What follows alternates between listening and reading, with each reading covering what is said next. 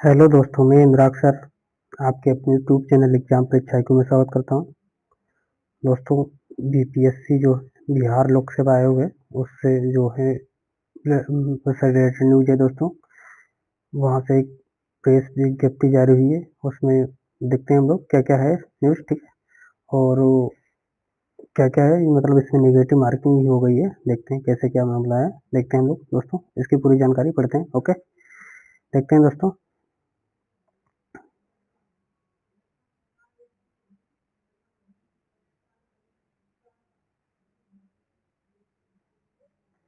इसमें लिखा हुआ है दोस्तों, देखें पढ़ते हैं, ठीक है। उसके हिसाब से सारी जानकारी पहले पढ़ते हैं, उसके बाद में समझते हैं, ठीक है। पहले पूरा पढ़ते हैं, उसके बाद में फिर देखते हैं कि मतलब क्या मामला है क्या नहीं है, ठीक है। बिहार लोक सेवा आयोग द्वारा आयोजित MCQ यानी कि बहुविकल्पीय आधारित परीक्षाओं की उत्तर प्रणाली को अधिक सुव्यवस्थित, पारदर्शी एवं अभ्यर्थी अनुशासन सुनिश्चित करने के उद्देश्य से संशोधित किया गया है, ठीक है। मतलब जो पहले जो जैसे MCQ वाला जो एग्जाम होता था, ठीक है, उस हिसाब से तो उसके उसी में संशोधन किया गया। क्या क्या संशोधन किया गया देखते हैं हम लोग, ठीक है दोस्तों। मेरे एग्जाम परीक्षा IQ चैनल पे आपको डेली टॉपिक वाइज क्लास मिलती है। अगर आपको लग रहा है अनुराग सर अपनी मेहनत करते हैं तो आप चैनल को सब्सक्राइब कर लीजिए, लाइक कीजिए और अपने दोस्तों को भी शेयर कर दीजिए, ठीक है। और एक बात और है कि भारतीय संविधान के जितने भी टॉपिक हैं सारे टॉपिक को मैं करा चुका हूँ, इंपॉर्टेंट क्वेश्चन को लेकर के टॉपिक वाइज करा चुका हूँ। और आप लोग देखना चाहते हैं तो सारे टॉपिक देख सकते हैं, ठीक है। देखते हैं दोस्तों हम लोग आज की जानकारी। इसमें लिखा हुआ है कि पूर्व व्यवस्था के अंतर्गत प्रत्येक प्रश्न के लिए 4 विकल्प ABCD उपलब्ध कराए जाते थे, जिनमें से किसी एक विकल्प का चयन करना अनिवार्य नहीं था। इसके परिणामस्वरूप अनेक विद्यार्थी कई प्रश्नों को अनुत्तरित यानी कि अनआंसर्ड छोड़ देते। इसका मतलब ये है, देखो कुछ शब्दों में समझाते हैं, मतलब संक्षेप में। इसका मतलब ये है कि जैसे मतलब पहले जो एग्जाम कराया जाता था, ठीक है, तो ABCD 4 ऑप्शन होते थे, ठीक है। सॉरी, तो उसमें जैसे अगर मान लीजिए किसी का ए सही है, किसी का बी सही, किसी डी, या मान लीजिए अगर 5 भी ऑप्शन दे दे तो ई भी अगर मान लीजिए ये सही है तो लगा देते थे। अगर नहीं मान लीजिए अगर हमें क्वेश्चन स्किप करना है तो हम कोई भी टिक नहीं लगाएंगे, आराम से छोड़ देते थे, तो उसमें जो कुछ मतलब प्रॉब्लम नहीं थी। लेकिन अब होगी आगे, तो इसी को हम लोग देखते हैं कि ऐसा क्या है जो आगे इसके बारे में प्रॉब्लम होगी, ठीक है। देखते हैं दोस्तों कि परीक्षा व्यवस्था को अधिक सुदृढ़ एवं प्रमाणिक बनाने के लिए MCQ आधारित परीक्षाओं की उक्त प्रणाली में अब प्रत्येक प्रश्न के लिए 5 विकल्प ABCDE प्रदान किए जाएंगे, जिसमें विकल्प ई का अर्थ प्रयास नहीं किया गया तो नॉन अटेम्प्ट होगा। मतलब इसमें बताया गया है कि जैसे जो अब जो प्रश्न जो है वो बनेगा तो उसमें 5 ऑप्शन दिए जाएंगे, ठीक है। तो प्रश्न वैसे ABCD 4 में तो वही लिखा होता है, 4 ऑप्शन होते हैं, लेकिन 5 में लिखा होगा ऑप्शन जो ई होगा उसमें लिखा होगा कि प्रयास नहीं किया गया, मतलब नॉट अटेम्प्ट होगा, ठीक है, उसमें लिखा होगा, ठीक है। तो ओके, और इसके आगे क्या लिखा हुआ है कि यदि अभ्यर्थी प्रश्न का उत्तर देना चाहता है तो विकल्प ABCD में से किसी एक का चयन करेगा, ठीक है। और यदि अभ्यर्थी प्रश्न का उत्तर नहीं देना चाहता है तो विकल्प ई का चयन करना अनिवार्य होगा, ठीक है। इसका मतलब ये है, अभी पूरा पढ़ लेते हैं उसका बाद में समझाते हैं आपको, ठीक है। आगे लिखा हुआ है कि पहले समझ लेते हैं। इस देखो, इसी में सारा लिखा हुआ है। जैसे यदि अभ्यर्थी प्रश्न का उत्तर देना चाहता है, ठीक, ओके, तो वो विकल्प ABCD में से किसी एक का चयन करेगा, ठीक है। ठीक है दोस्तों, देखते हैं तो इसमें लिखा हुआ है कि यदि अभ्यर्थी प्रश्न का उत्तर देना चाहता है, ठीक है, तो विकल्प ABCD भाई किसी में से एक चुनेगा, तो ठीक ही बात है, ये तो सभी को पता है।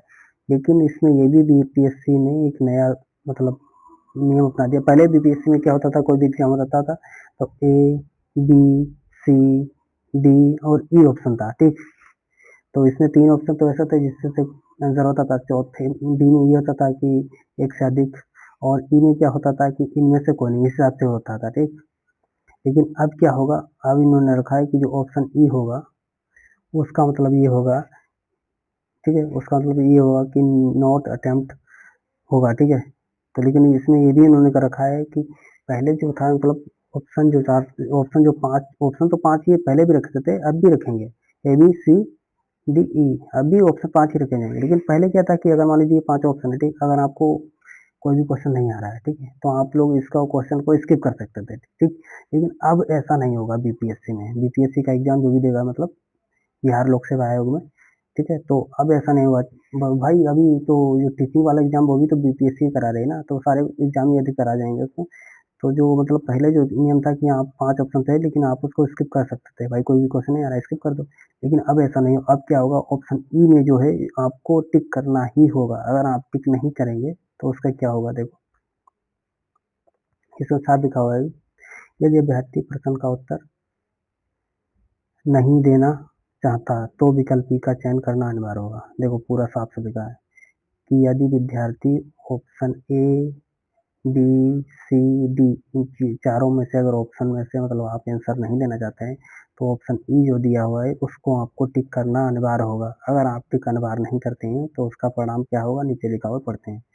यदि कोई अभ्यर्थी पांचों विकल्पों ए बी सी डी ई में से किसी का भी चयन नहीं करता है तो ऐसे प्रत्येक अंतरित प्रश्न पर अनआंसर्ड प्रश्न पर नकारात्मक अंकन करते हुए 1/3 अंक की कटौती की जाएगी। समझ में आया, ठीक है। यह संशोधित व्यवस्था आगामी परीक्षाओं में प्रभावी होगी। देखो अब कुछ शब्दों में हम लोग समझ लेते हैं, ठीक है। नेक्स्ट पेज ले लेते हैं। इसका मतलब है देखो बीपीएससी, ठीक है। देखो पहले देखो बीपीएससी में तो स्टार्टिंग में बहुत पहले था कि 4 ऑप्शन थे, ए बी सी डी, ठीक है 4 ऑप्शन थे। लेकिन इससे पहले अब क्या हो गया है कि बीपीएससी में बीपीएससी सॉरी बीपीएससी में क्या हो गया है कि 5 ऑप्शन दे रहा है, ए बी सी डी ई, ठीक है 5 ऑप्शन दे रहा है। भाई बीपीएससी तो पहले अभी भी 5 ऑप्शन नहीं दे रहा था, लेकिन अब आगे आने वाले एग्जाम में उसमें भी 5 ऑप्शन मिलेगा। लेकिन फर्क क्या है कि अगर आप इन पांचों ऑप्शन में से कोई भी आपको आंसर नहीं मालूम है, आप नहीं तो आप क्वेश्चन को स्किप कर सकते थे, एसके आईपी स्किप कर सकते थे, ठीक है। लेकिन अब क्या होगा, आप क्वेश्चन को स्किप नहीं कर सकते हैं।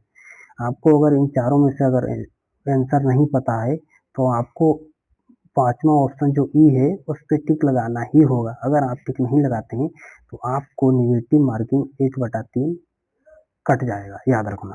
तो इसलिए आप लोग जो भी अगर बीपीएससी बिहार लोक सेवा आयोग के जितने भी एग्जाम होते हैं, अगर आप लोग एग्जाम आगे देंगे कभी भी फ्यूचर में भविष्य में, तो आप लोग याद रखना कि जो option A B C D जो 4 ऑप्शन होते हैं उनमें से अगर कोई भी आपको नहीं आ रहा है फिर भी आपको पांचवा ऑप्शन जो ई होता है उस पर आपको टिक करना ही होगा भाई मेरे, ठीक है।